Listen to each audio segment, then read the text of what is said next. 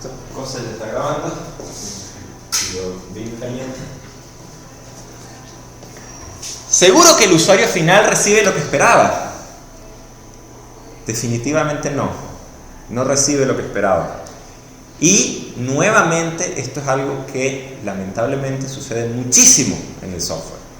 Entonces, noten por ejemplo cuál era el plan perfecto que nos inventamos desde el principio. Vamos a dedicar tanto tiempo en requisitos, vamos a dedicar tanto tiempo en análisis, vamos a dedicar tanto tiempo en diseño, vamos a dedicar cierto tiempo en construcción y cierto tiempo en pruebas.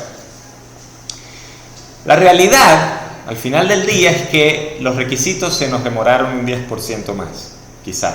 Quizás en este caso no, pero se nos demoraron un 10% más. Y eso es inocuo, o sea, alguien dice, sí, nos tardamos un par de días más, gran cosa, ¿ok? Pero el problema es que después el análisis se nos demora un 30% más, ¿ok? Y el diseño, quizás un 20% más, y el diseño se nos demora otro 20% más, y ahí ya vamos acumulando un 50% de retraso. O sea, ya perdimos la mitad del proyecto en retraso, ¿bien? Y la construcción se nos demora un 95, un 96, un 98% por las cosas que vimos hace un rato, ¿ok? Y finalmente pruebas, ya va, ¿quién tiene tiempo para hacer pruebas cuando tenemos un 100% de retraso? ¿Bien? Y cambios, el cliente se da cuenta que debe cambiar algo en el avión, ¿quién tiene tiempo para hacer cambios a esas alturas? Entonces esta situación es básicamente una bomba de tiempo. Peor aún si a lo mejor se hace hasta una mala gestión, porque fíjense que cuando pregunté las culpas, el equipo dice, ya va, pero es que esta arquitectura no sirve, ¿se dan cuenta? Arquitectura agarra y dice, no, dígale a esa gente en el sótano que haga bien su trabajo. La arquitectura está bien diseñada, los desarrolladores no sirven. Y si hay un requisito que no se contempló, requisitos no sirve. No está haciendo bien su trabajo. ¿Dónde está Maurín? No está haciendo bien su trabajo, requisitos, ¿ok? Y requisitos agarra y dice, ya va, pero es que el cliente no me dijo esto. Nunca dije que a requisitos que el avión tenía que pasar esa prueba de estrés. Son las normas internacionales de aviación, eso debería darse por sentado. Pero requisitos no tiene por qué saberlo, ¿ok? Nunca lo dije. Entonces requisitos puede perfectamente echarme la culpa a mí. Y yo les voy a decir, pero ya va, yo estoy pagando por el producto, no es mi culpa. Yo les estoy pagando a ustedes para que me construyan el avión. ¿Se dan cuenta? Entonces lo que sucede es que el equipo empieza a pasarse la pelota. A decir, la culpa es de la gente del tercer piso, la culpa es de la gente del sótano, la culpa es... ¿ok? Y el problema es que durante buena parte del proceso, requisitos, arquitecturas, etcétera, solo hemos estado viendo papel. Solo hemos estado viendo el papel que pasó de requisitos a análisis, de análisis a diseño, de diseño a construcción, etcétera. Sí, vi el plan de pruebas. Ok, genial. Y el equipo, por supuesto, termina estresado, ¿ok? Presionado, agotado, trabajando 10 horas diarias, sábados, fines de semana, ¿ok? Y eso está comprobado que es lo peor que se puede hacer en un proyecto de desarrollo de software, ¿ok? Normalmente eso solo hace que el proyecto tarde aún más de lo que va a tardar naturalmente. Entonces hay una diferencia entre el plan y lo que realmente sucede y sucedió. Y uno se pregunta, ¿qué salió mal? O sea, hay que sentarse a entender qué fue lo que salió mal aquí. Fíjense, problema típico. El cliente tarda mucho tiempo en poder utilizar el resultado del proyecto. ¿Ok?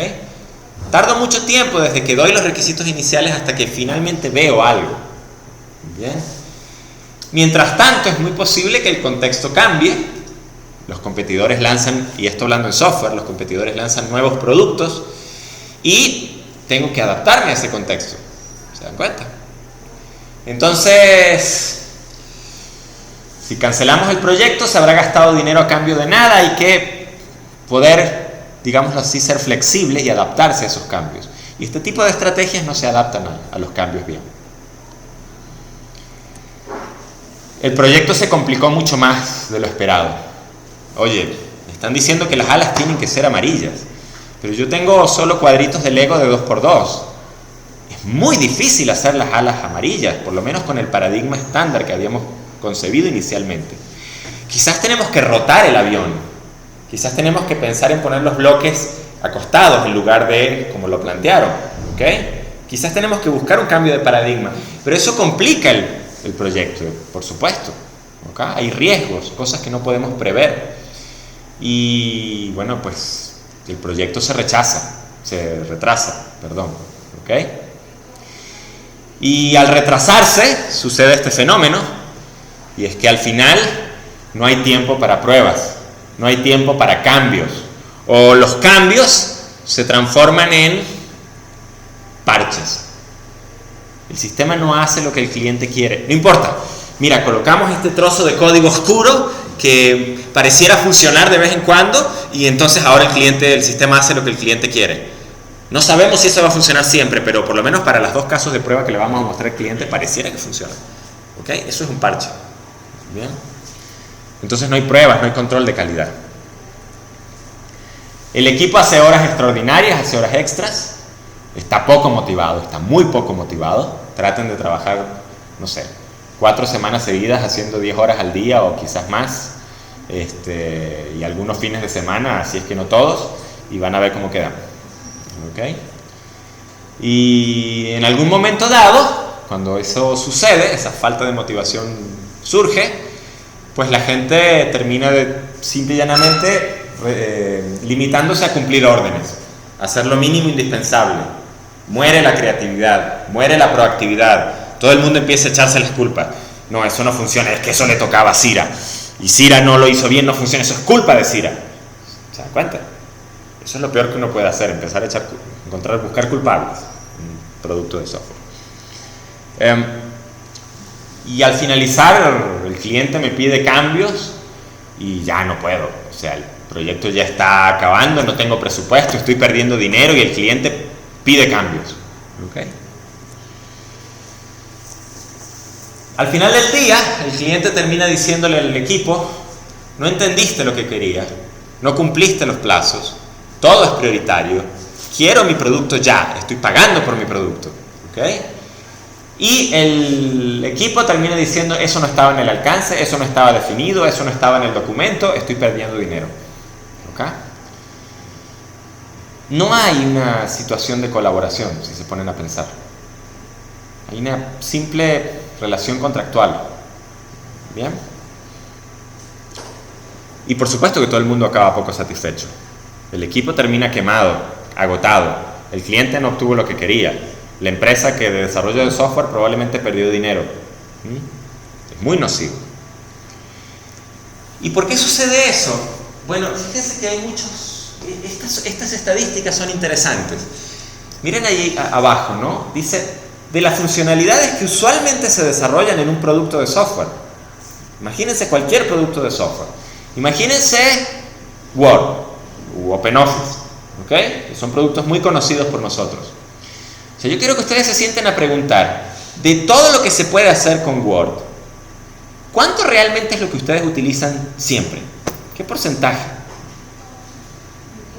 Muy poco. Me atrevería a decir que esos números inclusive son exagerados para ese caso puntual.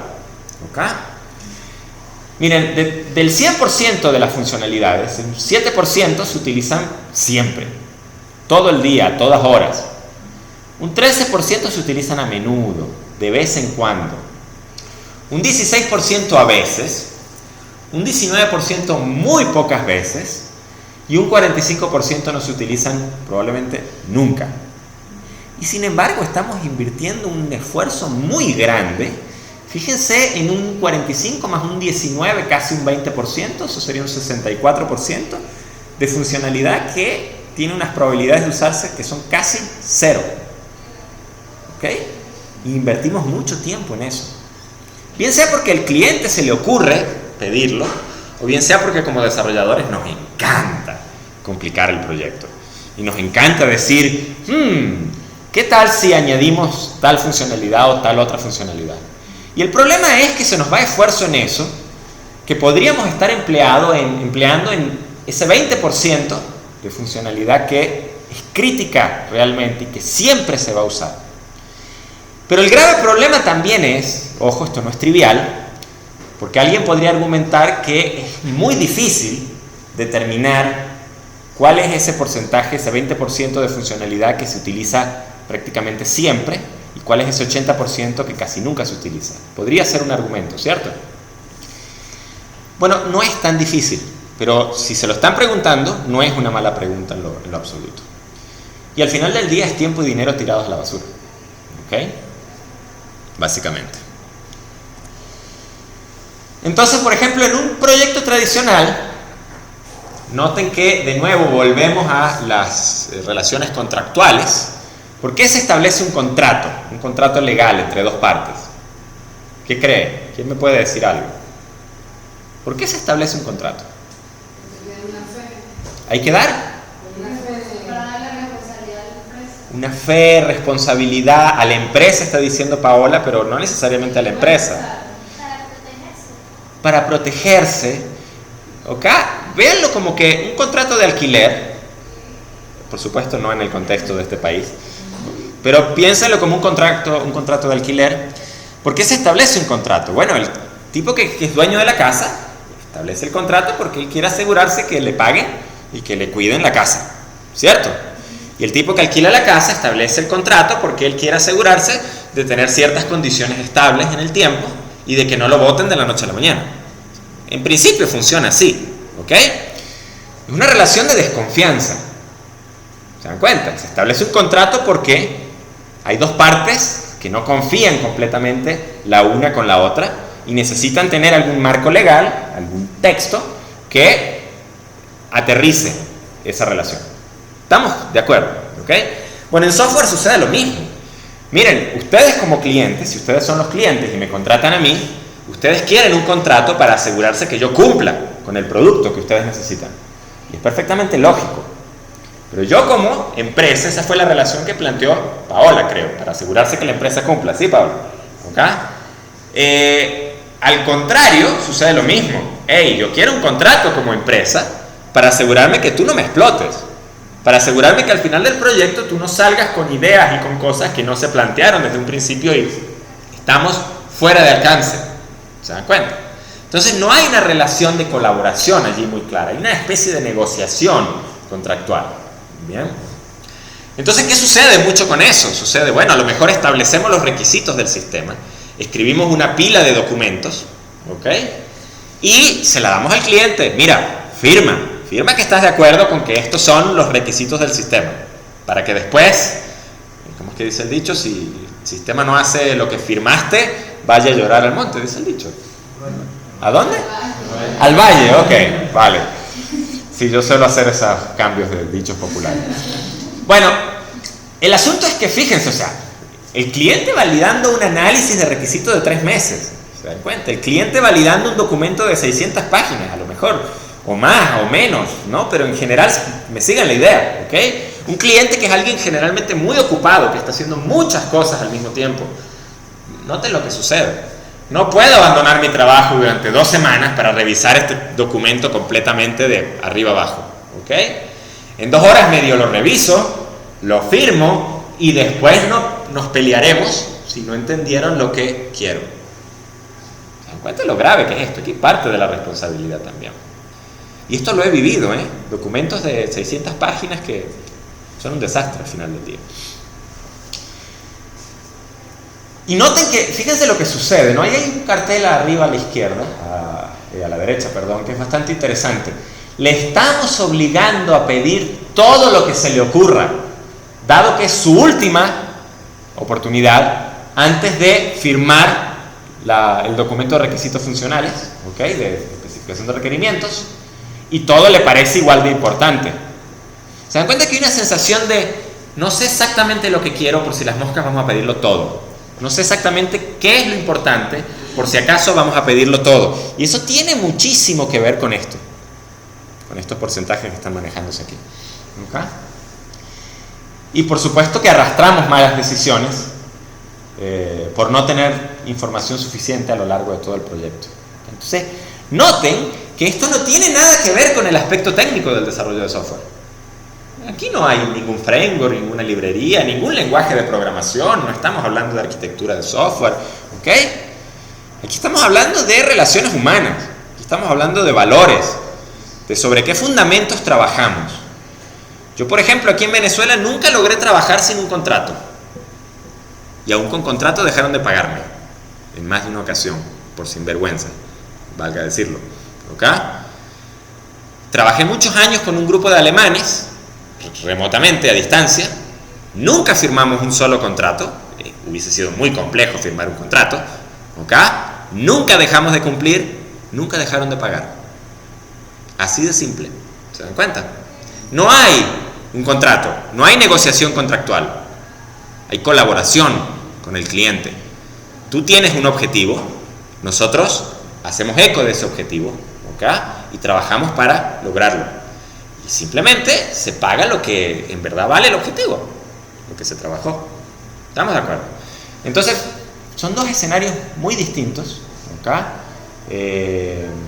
Este escenario es terriblemente nefasto y al final del día es una cuestión de valores y una cuestión de confianza, ¿ok? Esto es un clásico. Este dibujo es un clásico en el desarrollo de software. Tengo 4 años diciendo que voy a mandarlo a imprimir y lo voy a colgar en el cubículo, ¿ok? O en cualquier oficina donde trabaje. Fíjese lo que sucede. Arriba a la izquierda, ¿cómo fue que el cliente explicó que necesitaba su producto? Él quiere una hamaca, ¿bien? Un columpio. ¿Cómo lo entendió el líder de proyecto? Luego el analista lo diseñó de esa forma. El analista dijo, ya va, hay que cortar el árbol porque no puede ser, el columpio no va a pasar. ¿Okay? ¿Cómo lo escribió el programador? ¿Cómo lo describió el consultor de negocios? Mira, tú vas a tener una silla comodísima en la que te vas a poder echar y entonces eso se va a columpiar. ¿Okay? ¿Cuál fue la documentación que se hizo del proyecto? ¿Qué fue lo que finalmente se le instaló al cliente en la empresa? ¿Cómo se le facturó al cliente? Como si se hubiese hecho una montaña rusa. ¿Cómo se le dio soporte a ese producto? Y noten lo triste, y es lo que en el fondo el cliente realmente necesitaba. El tipo necesitaba una cuerdita con un caucho para balancearse. ¿Recuerdan la descripción de los productos que hicimos ayer, de los productos propuestos para el proyecto? ¿Okay? Fíjense que esa descripción sale de la voz del cliente, que lo que necesita es ese hilo, esa cuerda con ese caucho. Yo necesito esto. Realmente me va a solucionar un problema. No necesito más. Necesito es esto. ¿Ok? Ahora, por una u otra razón, en algún momento se empiezan a complicar las cosas. Lo hace el cliente, por las razones que acabamos de mencionar. Lo hace el equipo de desarrollo. No, vamos a añadir esto porque yo estoy seguro que esto va a hacer muy feliz al cliente. O peor aún, ¿ok? Vamos a añadir esto y vamos a cambiar la arquitectura de software. Fíjense en esta forma de pensar.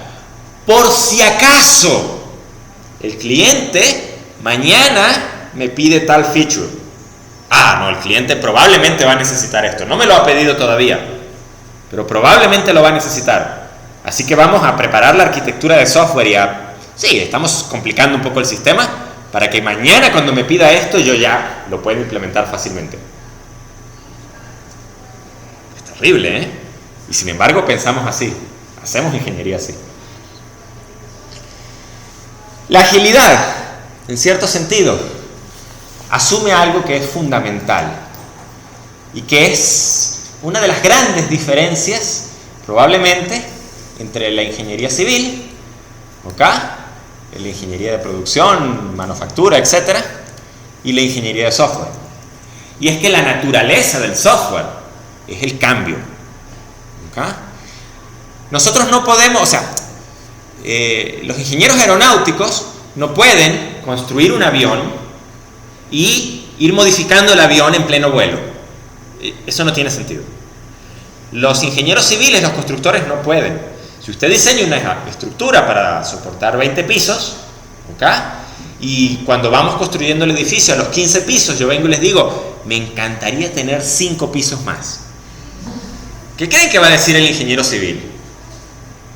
De verdad, ¿qué creen ustedes que va a decir? Me va a mandar al cuerno. Y tiene razón en mandarme al cuerno, porque si pongo 5 pisos más, la estructura no va a aguantar. Tiene que rediseñar todo el edificio desde los cimientos. ¿Ok? Y sin embargo, nosotros en la ingeniería de software sí podemos hacer esto. Sí podemos ir volando el avión e irlo cambiando, irlo construyendo. Y no solo sí podemos, es una necesidad, es una demanda del mercado. Si queremos competir, si queremos estar, digámoslo así, acordes a las necesidades actuales del mercado, tenemos que poder cambiar, casi que en tiempo real. ¿Okay?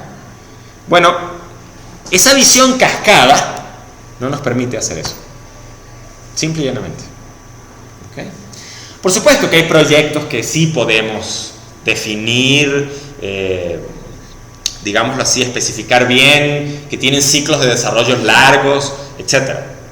Y parte de todo el juego también es tener el criterio para diferenciar una de otra cosa. ¿Bien? Entonces, bueno, en principio esa es una de las cuestiones que hay que tener en mente. La historia corta, yo tengo todo un set de transparencias para esto, pero probablemente no lo veamos. La historia corta es que a finales de los 60, si mal no recuerdo, en el 69, alguien dijo, hey, de los proyectos que se están haciendo para el Departamento de Defensa de los Estados Unidos, la OTAN y otras cosas de este tipo, de desarrollo de software, un 70% de los proyectos está fracasando rotundamente. ¿Qué significa fracasar? No entregarlos a tiempo y entregarlos con un costo mucho mayor del definido inicialmente. Y no encontramos forma de resolver ese problema y hay que resolverlo, ¿no? Porque es gravísimo. Y eso se llamó básicamente la crisis del software. ¿Okay? Estamos en crisis. 70% de los proyectos no entregan. Entonces el resultado fue una conferencia muy famosa en el 69, lo organizó la OTAN, en el que dijeron tenemos que traer grandes mentes y resolver el problema de desarrollo de software. No podemos permitir este 70% de fracasos. ¿Bien? Y lo que hicieron fue mirar y decir, bueno, ¿cómo es que las otras ingenierías tienen éxito? ¿Cómo es que la ingeniería de manufactura tiene éxito? ¿Cómo es que la ingeniería civil tiene éxito? Y, por supuesto, son modelos probados a lo largo de muchos años ya. Vamos a copiar esos modelos y a implementarlos en el software. Así nació el proceso en cascada, entre otras cosas, ¿se dan cuenta? Y fue probablemente la peor idea que se pudo tener en toda la historia del software. Bien. Siguiente paso. Llega el líder del proyecto y dice, tú no puedes hablar con los clientes. La gente de requisitos no puede hablar con los desarrolladores. Escriben un documento. ¿Se dan cuenta? Por aquí tengo la fecha. ¿Okay? En el 2001, un grupo de gente, todas estas personas que están aquí son personajes claves en la historia del desarrollo de software. Ken Beck, por ejemplo, inventó lo que es la programación extrema. Coburn trabajó mucho con casos de uso. Martin Fowler tiene unos libros geniales y unos artículos geniales. Entre ellos el de uno de los libros de UML que les mencioné quizás la clase pasada de Martin Fowler. Robert C. Martin tiene unos libros de diseño orientado a objetos y de arquitectura de software muy interesantes. Shaver y Sutherland trabajan mucho en la parte de Scrum. O sea, estos eran personajes clave, pesados en la industria de software. ¿Okay? Y ellos se reunieron y escribieron lo que se llamó el Manifiesto Ágil. Allí está el URL, básicamente. Y dijeron, no podemos seguir haciendo las cosas de la manera tradicional. Esto definitivamente no funciona. Porque algo que quizás no les mencioné, y es que después de la crisis del software, quizás las cosas mejoraron un poco, ¿okay? Pero la situación siguió más o menos igual. Quizás no fueron el 70% de los proyectos, fueron el 50% de los proyectos, ¿okay? Entonces alguien dijo que la crisis del software no fue una crisis puntual, sino que se empezó a transformar en una enfermedad crónica, ¿vale? Entonces esta gente dijo eso y escribieron el Manifiesto Ágil, ¿okay? Y en el Manifiesto Ágil ellos dicen algo como que, bueno, estamos descubriendo mejores formas de desarrollar software, tanto por nuestra propia experiencia como ayudando a terceros, o sea, en nuestra experiencia, así como ayudando a otras personas a desarrollar software. Y a través de ese trabajo y de esa experiencia, hemos aprendido a valorar, fíjense, esto es clave, individuos e interacciones sobre procesos y herramientas. Software funcionando sobre documentación extensiva, colaboración con el cliente sobre negociación contractual, respuesta ante el cambio sobre seguir un plan. Y ellos concluyen que esto es, aunque valoramos los elementos de la derecha, o sea, valoramos los procesos y las herramientas, valoramos la documentación extensiva, valoramos la negociación contractual, etc., y seguir un plan, valoramos mucho más los elementos de la izquierda. ¿Okay? Quizás allí izquierda-derecha no se ve claro. ¿Okay? Véanlo en estos términos, es lo que está a la derecha del sobre, en cada frase. Entonces, ¿qué es más importante? A ver, ¿es más importante tener documentación extensiva de un producto y no tener un producto funcionando? ¿O tener el producto funcionando y no tener toda la documentación que quisiésemos? ¿Ustedes qué creen? ¿Cómo? Exacto, que funcione el producto. Es mucho más importante. La documentación no la puedo poner a correr. La documentación me aporta un valor limitado. No es que no sea importante, pero hay que poner las cosas en su sitio. ¿Ok? ¿Qué es preferible? Que yo les diga al cliente, mira, tú y yo acabamos de firmar un contrato de 2 años y tú me pediste tal software hace un mes. Que tú te hayas dado cuenta que el mercado cambió y que el software no te sirve, eso es problema tuyo. Yo te hago el software que tú pediste, que está en los requisitos, y tú me pagas. Si vas a la quiebra, no me interesa. Eso es negociación contractual. ¿Se dan cuenta? Versus colaboración con el cliente. Versus tratar de buscar la forma de trabajar con el cliente de manera que podamos cambiar según sus necesidades. ¿Ok? Respuesta ante el cambio sobre seguir un plan. No tienen ni idea la cantidad de gestores de proyectos, ¿okay?, que se horrorizan cuando hay que cambiar la más mínima parte del plan. No puede ser que tengamos que cambiar el plan. ¿Vale? En mi experiencia, los planes están hechos para romperse. Los planes son una idea de cómo deberían suceder las cosas. Y cuando uno hace los planes, uno sabe que no van a suceder de esa manera probablemente. ¿Ok? Entonces, uno puede hacer en un pizarrón quizás el plan de cómo va a trabajar, cómo va a ir la conferencia o la charla de mañana, y uno la mira y uno dice, yo sé que no va a suceder así, pero es bonito tener el plan. ¿Se dan cuenta? Entonces no es que los planes no sean importantes, es que simplemente hay que darse cuenta que van a cambiar. Individuos e interacciones sobre procesos y herramientas.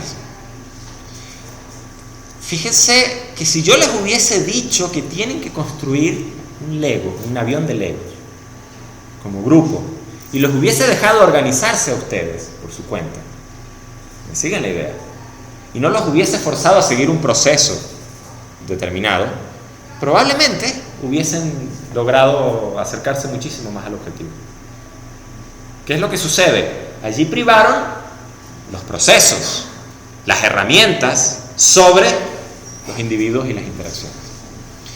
Fíjense que la colaboración con el cliente sobre la negociación contractual nos hubiese resuelto el problema de las alas y del color de las alas. Ustedes hubiesen podido acercarse y decir, no podemos hacer las alas amarillas, pues es muy complejo, porque las piezas que tenemos amarillas no sirven para hacer alas. Entonces tenemos 2 opciones: o reinventamos la rueda, o sea, redefinimos todo, y tratamos de buscar una estrategia que nos permita en efecto hacer alas amarillas. Eso va a ser costoso, eso puede tomarnos más tiempo, o cambiamos el color de las alas para poder adaptarnos a esto. ¿Ok? Quizás yo como cliente les hubiese dicho, ok, déjame hablar con la gente de mercadeo y de diseño gráfico y que hace la imagen de la empresa para ver cómo definimos un esquema de colores que sea apto. ¿Se dan cuenta?